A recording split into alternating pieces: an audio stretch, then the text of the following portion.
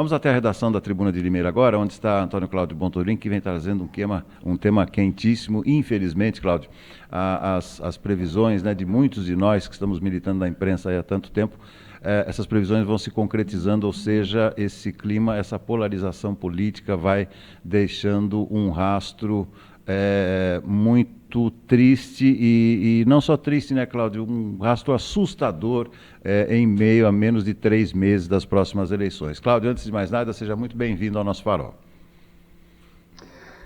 Bom dia, Beto. Bom dia a todos que nos acompanham pelo Farol de Limeira. É, de fato, uma segunda-feira muito triste, muito chocante do ponto de vista político, né? Mas não tão chocante assim quanto aquilo que a gente já previa. Eu escrevi várias vezes sobre esse assunto, Beto, e várias vezes eu citei essa situação, que não são as falas golpistas do presidente Bolsonaro, quando ele critica o TSE, quando ele critica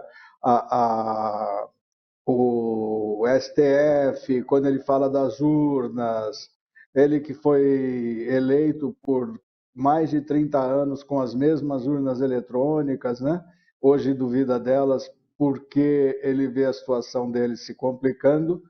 Não são essas falas que devem nos preocupar, e sim aquelas ações de pessoas que acreditam nessas falas do presidente, que são seguidores fidelíssimos, né, de Jair Bolsonaro, e acabam tendo um salvo-conduto.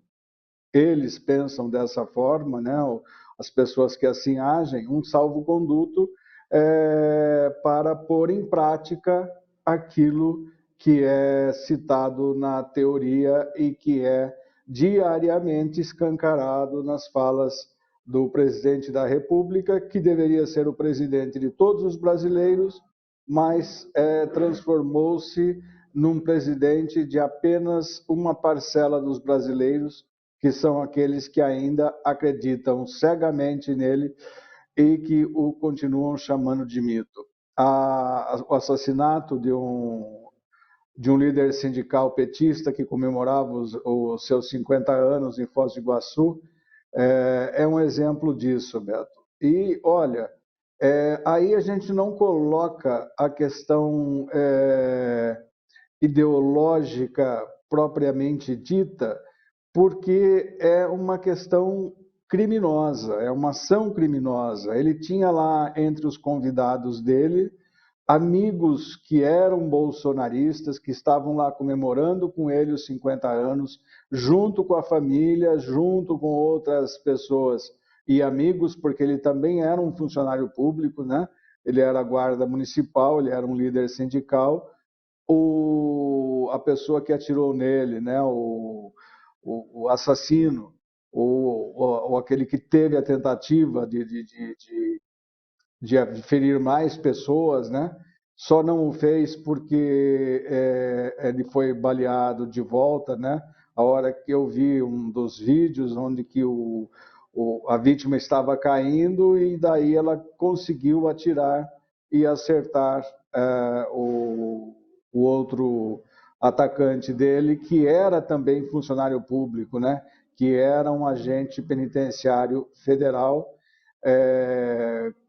que tem uma vasta história de ser militante bolsonarista. Isso não invalida a sua opinião, sua ideologia, mas contribuiu para que ele levasse a sério as falas do presidente e executasse essa trama, porque a festa do rapaz tinha uma bandeira do Lula, tinha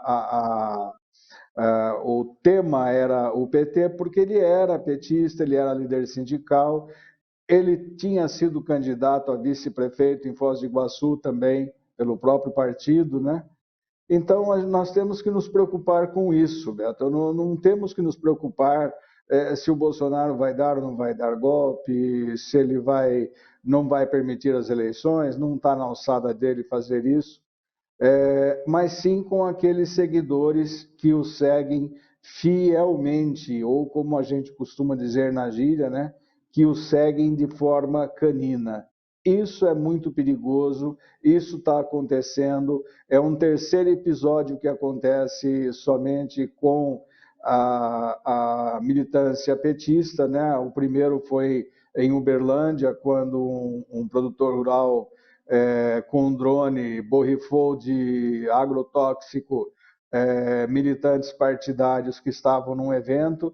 Depois, aquele outro empresário no Rio que fez explodir uma bomba caseira com urina e fezes na Cinelândia, também num evento pró-Lula, inclusive com muitos artistas, né? A gente fica muito preocupado com isso, Beto. Nós não sabemos aonde nós vamos parar, não sabemos onde isso vai dar. A violência está escancarada. O próprio presidente da República não combate essa violência, ele estimula. Não se viu uma palavra dele em solidariedade à família da pessoa que foi assassinada. Muito pelo contrário, ele acabou culpando a própria vítima numa mensagem de Twitter na noite de ontem, né, por estar do outro lado. Infelizmente, aqui não dá para fazer uma crítica paritária entre Lula e Bolsonaro, porque o Lula, até o momento, ele tem os discursos dele, ele fala aquilo que ele quer falar, mas até agora não houve incentivo de violência, o que, ao contrário, é tremendamente verdadeiro. Então, vamos pôr a mão na consciência, vamos pensar muito bem nisso, vamos tomar como exemplo um triste exemplo que aconteceu para que não volte a acontecer. Eu, particularmente, estou muito preocupado com isso, preocupado com essa intolerância, com esse ódio que está sendo disseminado. E olha, eu nem sei se esse caso poderia ser pautado na questão da polarização política, porque foi um caso bastante emblemático e, segundo apurou-se, esse agente penitenciário federal era um dos diretores dessa associação onde estava sendo comemorado o aniversário do guarda municipal. É uma associação de profissionais de saúde física, né? Provavelmente uma associação municipal, né? Uma associação que envolve funcionários públicos, né? Então a gente não sabe o que pode acontecer.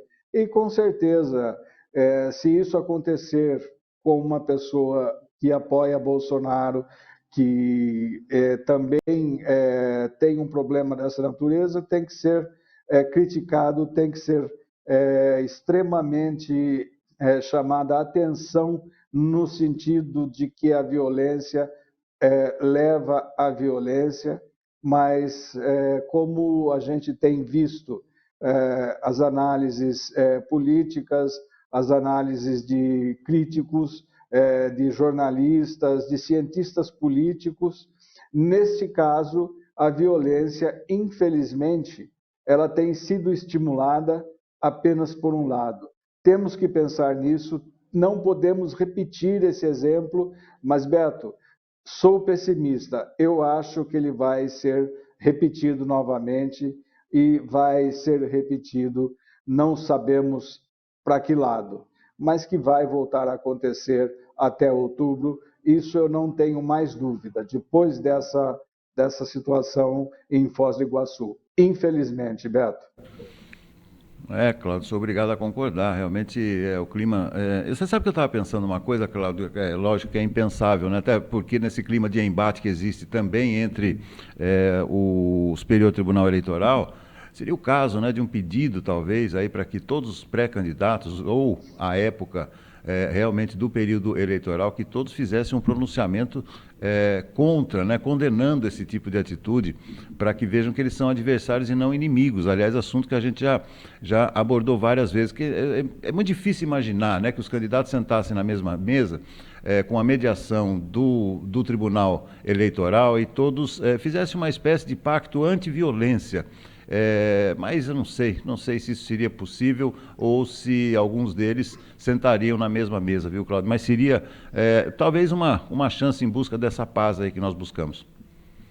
Eu acredito que sim, Beto. Eu acredito que seria muito importante que isso acontecesse, do ponto de vista para dar uma amainada, dar uma reduzida nessa violência, nessa intolerância e nesse ódio.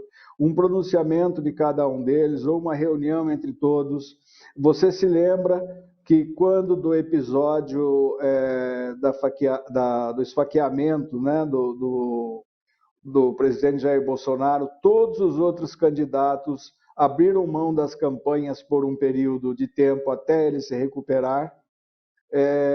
Então, houve a compreensão dos demais candidatos de que havia necessidade de dar uma parada naquele momento.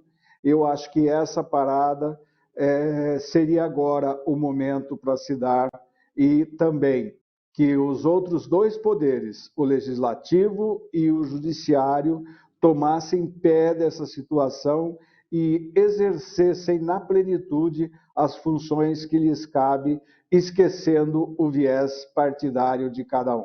Bem lembrado, Cláudio, é isso aí. Vamos torcer para que exista e que essa morte não tenha sido em vão, que ela possa significar algo muito maior do que isso. Cláudio, estamos apenas começando a semana, muito obrigado aí pela participação, ótima semana e até amanhã. Até amanhã, Beto, até amanhã a todos, um grande abraço e um ótimo início de semana para todos. Valeu.